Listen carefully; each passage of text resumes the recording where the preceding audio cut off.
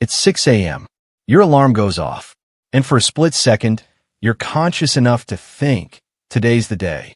I'm going to get up, be productive, start my morning routine. But then something happens. Your body physically rejects the idea. Not like you're lazy. It's deeper than that. It's like every cell in your body is voting no, and the results aren't even close. So you hit snooze, and then you hit it again. And by the time you actually get up, you feel like you've already lost the day before it started. Here's the thing. This isn't about discipline. This isn't about willpower. And in the next few minutes, I'm going to show you exactly what's happening in your brain when you can't wake up early, why it's been so hard, and the one shift that actually changes everything. First, let's get something straight. The world has sold you this idea that morning people are superior, that if you can't bounce out of bed at 5 a.m. with a smile on your face, you're somehow broken or undisciplined or not serious about your life. And that's complete nonsense. Because what's actually happening when you can't wake up early has nothing to do with laziness and everything to do with how your brain has learned to protect you from something much deeper. See, your brain isn't silly. It's not sabotaging you for fun. When you struggle to wake up early, your brain is running a very specific calculation in the background. It's measuring the cost of consciousness against the reward of staying asleep. And right now, for you, consciousness is losing that calculation every single time. Not because you're weak, but because your brain has cataloged waking up early as a threat to your nervous system. Here's what's happening neurologically. Your brain has two systems that control your wake-sleep cycle, your circadian rhythm and something called your homeostatic sleep drive. Think of your circadian rhythm as your internal clock. It's supposed to signal when it's time to wake up based on light, temperature, and routine. But here's what most people don't realize. That clock can be completely overridden by your homeostatic sleep drive, which is essentially your brain's debt collector for sleep. When you're carrying sleep debt, whether that's from poor sleep quality, chronic stress, or emotional exhaustion, your homeostatic drive doesn't care what time it is. It's going to keep you asleep until the debt is paid. But it goes deeper than that. When you can't wake up early, your brain is also protecting you from what it perceives as danger. And that danger is the emotional cost of being awake. Let me explain this with a metaphor. Imagine your brain is like a phone that's been running on 20% battery for months. Every time you try to wake up early, your brain looks at the day ahead, the stress, the tasks, the social interactions, the decisions, and it calculates how much energy all of that is going to cost. And when you're already running on fumes, your brain makes the only logical decision it can. Keep the phone in low power mode. Stay asleep. Conserve energy. Because waking up early when you're already depleted isn't discipline. It's reckless, and your brain knows it. Now, here's where it gets interesting. The reason you can't wake up early isn't just about being tired. It's about what waking up represents to your nervous system. For most people who struggle with this, waking up early has become emotionally coded as the beginning of performance, obligation, and overwhelm. Your brain has learned through repetition that the earlier you wake up, the longer you have to be on. The longer you have to manage other people's expectations. The longer you have to push through tasks that drain you. So let me ask you this. Have you ever noticed that on days when you have something you're genuinely excited about, a trip, a concert, something you chose, you wake up easier? Maybe even before your alarm? That's not a coincidence. That's your brain proving to you that it can wake up early when the cost-benefit analysis makes sense. When waking up means moving towards something that energizes you instead of away from something that depletes you, your nervous system doesn't fight it. The problem isn't your ability to wake up early. The problem is that your current life has taught your brain that waking up early means signing up for more of what's already exhausting you.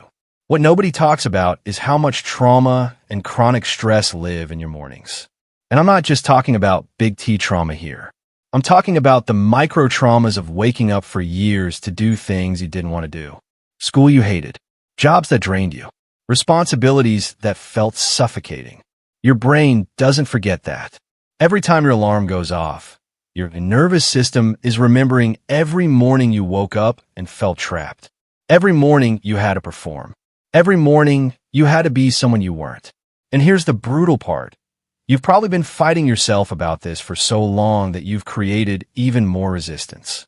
You beat yourself up for hitting snooze, which creates shame, which creates more stress, which depletes your battery even further, which makes it even harder to wake up the next day. It's a loop. And the harder you try to force yourself out of it with discipline alone, the tighter the loop gets. Let me break down the actual fix. Not another morning routine you're going to abandon in 3 days. The real solution. Number 1, you have to separate waking up early from obligation. Right now, in your nervous system, waking up early equals pressure. It means productivity, responsibility, stress. So here's what you do instead. Give yourself permission to wake up early and do nothing. Seriously, set your alarm 30 minutes earlier than usual, and when it goes off, don't get out of bed.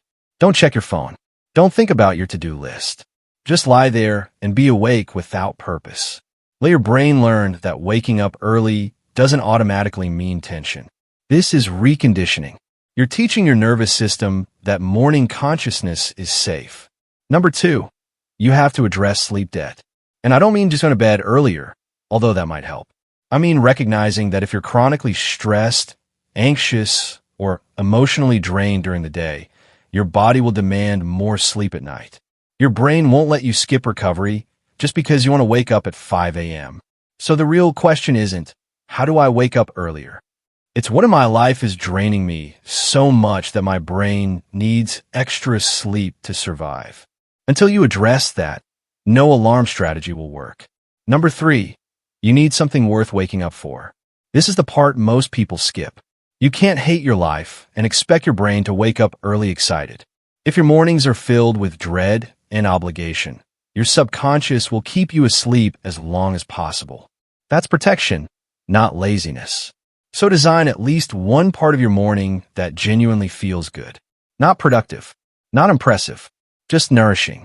Coffee in silence, reading fiction, a quiet walk before the world wakes up. It doesn't matter what it is. What matters is that your brain starts associating early mornings with relief instead of depletion. Now, you might wonder if sleeping in is just avoidance. That's a fair question.